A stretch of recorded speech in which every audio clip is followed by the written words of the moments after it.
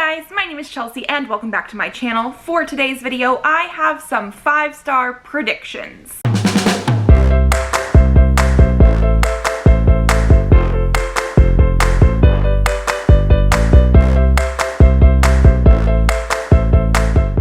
So this is a video that I have been wanting to do for a little while and I just never actually did it. I have so many books on these bookshelves, and while I do have quite a few books, like over 400, on my physical TBR that I need to read, I have never gone through and picked out 5-star predictions. But I have plenty of them. The main rule that I had for this list that I'm going to show you guys today is that I wanted to try and not pick any sequels. I wanted to try and have either standalones or first in a series, things that I think I really will enjoy. However, the first book that I'm going to talk about does not fit that rule, only because the book that I'm going to talk about is one of the main reasons that I wanted to film this 5-star prediction, just because I'm super excited about it. And it's the last book in a series, and I've given the other 2 books 5 stars. And so I feel like that's almost a guarantee, almost a cheat for a 5-star prediction. And that is going to be The Burning God by R.F. Kuang. This is a book that is coming out in November, and I actually have an arc for it that I will probably be reading in October, just because I want to read it super bad, but I sort of want to get it a little bit closer to the actual release date, just because I feel like, with me personally, I forget synopses a lot of the times, and I'm prepared to be destroyed by this book, so I wanted to wait till a little bit closer to that release date. But it is the 3rd and final book in the Poppy War series, which I actually read for the first time this year. And both the Poppy War and the Dragon Republic destroyed me. This is a high fantasy Chinese history-inspired series, so there are events in these books that are based on real-life events from Chinese history. And I know that I am not the biggest history buff, so I was never able to fully pick out the different pieces of Chinese history from the books. However, my husband is Chinese, was born in China, knows all the Chinese history sort of stuff, and I was able to just sort of start to tell him little bits and pieces from certain plot points without him, knowing a lot of the fantasy stuff, obviously, but he was able to pick out exactly what the next thing would be based on the history aspects, which I just think was super well done, obviously. But I love this series. This is definitely a series that has morally gray characters. Rin is not somebody that I connect with on a personality level, because she does stuff that I would never do, but because of that, she is so compelling to read from, and I am turning this video into a Poppy War review. No, I loved those books, and I don't know what's gonna happen in The Burning God. I just know that I'm prepared to be destroyed, and I fully expect to give it 5 out of 5 stars. So besides that book though, everything else I have here, like I mentioned before, are they all first in a series? One of them I think is a standalone. Everything else I do think is the first in a series. I really love series, but these are for sure ones that I feel like I'm going to love. I don't know a ton about a lot of them because that's just not how I work. I know some stuff about them before I go into it, but I don't always remember once they've been on my shelves for a while, and these ones have been on my shelves for a while. So we're gonna start in the order that I listed them in, which is basically from adult to young adult to middle grade. That's just how we have it. So the first one is The Beautiful Ashes by Janine Frost. Janine Frost is a paranormal romance author who I've read her Night Huntress series and some of the spin-offs from that, and I absolutely love those. Those are vampire hunter, reminds me of Buffy the Vampire Slayer sort of stuff, and this is a completely separate series And the back says, sometimes falling in love really is the end of the world. Ivy has always seen things that she cannot explain, strange things, otherworldly things, but when her sister goes missing, Ivy discovers the truth is far worse. Her hallucinations are real, and her sister is imprisoned in a realm beyond Ivy's reach. The one person who can help her is the dangerously attractive rebel who's bound by an ancient legacy to betray her. The fate Adrian has fought to escape is here, but he never expected the burning need he feels for Ivy. With destiny on one side and desire on the other, Adrian must help Ivy search for the powerful relic that can save her sister.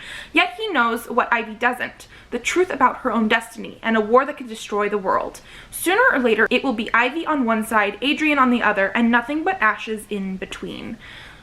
That still doesn't fully tell me a whole lot about this. I'm mostly thinking that I'm going to give this 5 stars, because of the author. Like I mentioned before, I absolutely loved like the Night Huntress series, and I'm just expecting big things from Jeanine Frost. I'm gonna try and go into this eventually with lower expectations, but I still really want to love it. The next book we have here is The Final Empire, the first book in the Mistborn trilogy? Saga? One of those. I think it's a trilogy, but there's also other books by Brandon Sanderson. I read Skyward by Brandon Sanderson earlier this year, which I do realize is a young adult sci-fi, but I really enjoyed that one, and I feel like a lot of people love the Mistborn series. This is the UK cover, but it's gorgeous, which is why I had to get it. I don't know much about this, and it's much thicker than I thought it was, but it is some sort of epic fantasy. The mists rule the night. The Lord Ruler owns the world. For 1,000 years the ash fell. For 1,000 years the Ska slaved in misery and lived in fear. For 1,000 years the Lord Ruler reigned with absolute power and ultimate terror, divinely invincible. Every attempted revolt has failed miserably, yet somehow hope survives. A new kind of uprising is being planned, one that depends on the cunning of a brilliant criminal mastermind and the courage of an unlikely heroine, a Ska street urchin who must learn to master allomancy, the power of a Mistborn. Again, does this really tell me much? No, it doesn't, but I want to read it and I really hope to love it. Next, we have a book that I've put on a lot of readathon TBRs and have never actually read, but it's Every Heart a Doorway by Shauna McGuire. This is a novella series. I think it's based on kids that had gone to different like portal worlds, like a portal to a different world, and now they're back in our world. I don't know much else. Like I said, it's a novella, but I've heard nothing but good things. Nothing but good things.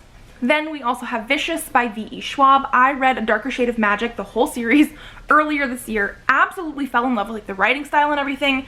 And again, this is another series. I've heard nothing but good things. This one has to deal with like supervillains or anti-heroes, and I've heard it's very, very dark, and I just really want to read it and see what the hype is all about, and I think I'm gonna love it. The next one we have here is one of the newest books that I have, and this is Seven Devils by Laura Lamb and Elizabeth May. This is an adult sci-fi that I don't remember much about, but I am absolutely loving sci-fi right now, and so I picked it up because I want to read it. But what is this even about? I'm thinking I'm gonna give it 5 stars without even really knowing. When Eris faked her death, she thought she had left her old life as the heir to the galaxy's most ruthless empire behind. But her recruitment by the Novante Resistance, an organization opposed to the Thelosian Empire's voracious expansion, throws her right back into the fray. Eris has been assigned a new mission, to infiltrate a spaceship ferrying deadly cargo and return the intelligence she gathers to the Resistance. But her partner for the mission, mechanic and hotshot pilot Cloelia, bears an old grudge against Eris, making an already difficult mission even more complicated. Okay, so I think I remember a little bit. So it's almost like a heist in space, but I think this is also sapphic, or at least LGBTQ. So yeah, I definitely want to read this. Then we have a YA book, which is The Kiss of Deception by Mary E. Pearson. I have heard tons of good things about this as well. This one I've had for a while. It's a nice floppy book. I don't think I remembered that because it's been on my shelves.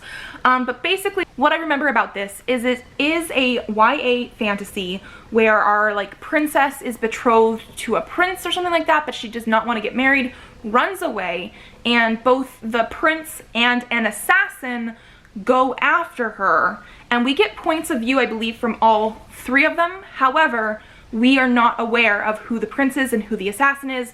There's some sort of romance.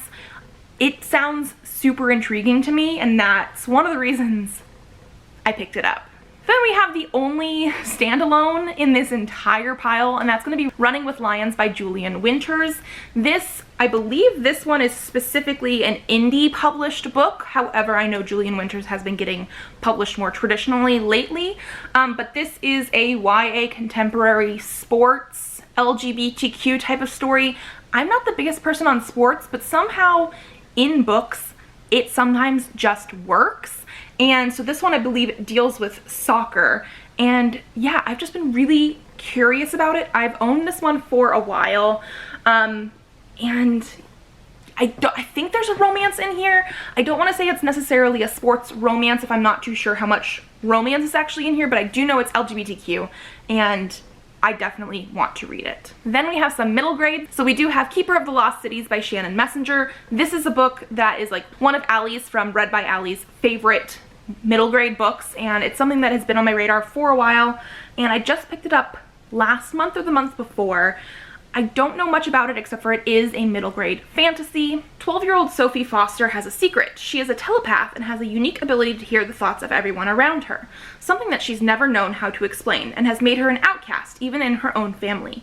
But everything changes the day she meets Fitz, a mysterious boy who appears out of nowhere and also reads minds. She discovers there's somewhere she does belong, and staying where she is will put her in grave danger. In the blink of an eye, Sophie is forced to leave behind everything and start a new life in a place that is vastly different from her own. Sophie has new rules and skills to learn, and not everyone is thrilled with her homecoming. There are secrets buried deep in Sophie's memory, secrets that other people desperately want, would even kill for. I'm excited for it. It is a middle grade fantasy, so it should be very quick and easy to read. It is a little bit long, and I know the series seems huge, so I'm a little bit intimidated, but like I said, I've heard really, really good things, both from Allie, but also from a previous coworker, and so, yeah. And then finally, I think I'm going to love Skulduggery Pleasant by Derek Landy. So this is the newer covers, because the old covers, I did not want to pick them up because they seem a little bit too cheesy and it's just not my thing. However, the new covers are really, really nice. And I'm very, very curious. So from what I remember about this, we follow a girl who I don't know her exact age, but I believe her uncle used to write stories about Skulduggery Pleasant, and after he passes away, she ends up, I think, going to his like estate and realizes he might not have been writing fiction stories. And then Skulduggery Pleasant is some sort of skeleton detective magician.